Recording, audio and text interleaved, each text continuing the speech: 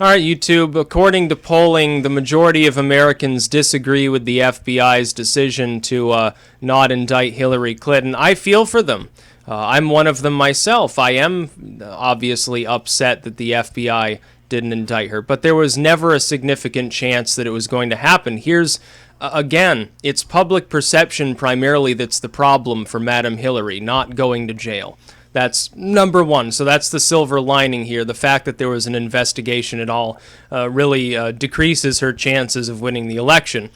But we have to keep in mind the FBI investigation, the way that the Clintons operate. They've been investigated before for various wrongdoing, and nobody ever finally actually gets to the Clintons because they are a mafioso family. They're not stupid. Hillary knew what she was doing. She also knows well enough how to cover her tracks to make sure she doesn't get punished on a fully legal level.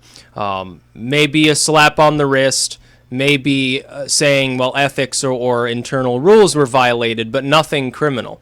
She has armies of accountants and lawyers and staffers that are trained and know what they're doing. They knew how to erase anything truly sensitive. They knew how to make it so that it was fucked up beyond the recall of the FBI's recovery systems. Now, if a normal person did essentially what Hillary did, they would at least have been charged with obstruction. Absolutely, that is true. Hillary Clinton should have been facing multiple charges. She knowingly and with ill intent did attempt to order her lawyers to obstruct the FBI's investigation. That is true. It is not in the realm of debate anymore. We know that that happened.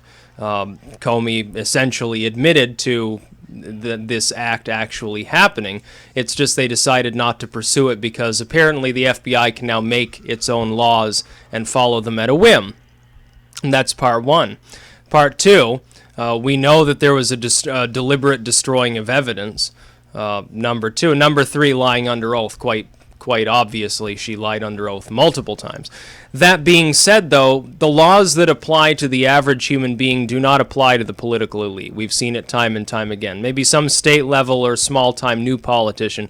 When you've been in politics as long as the Clintons have, when you have that much of a machine and that much money, that many allies, the normal rules no longer apply to you. They can break the law quite easily, and as long as they're not too obvious about it and take the proper usual steps that the Clintons have always taken to make sure someone else ends up having to take the fall, they won't get in any legal trouble for any of these things. That's why I say even though the Clinton Foundation, the investigation there could yield some charges, there is a chance that that will happen, I still would not hold my breath.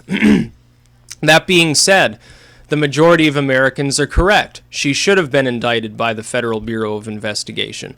But she's too good at covering her tracks for the FBI to go beyond, it looks like there was obstruction here. And even if they had indicted her, chances are she would have escaped justice. She can hire a literal army of top-class lawyers from Harvard anytime she needs them.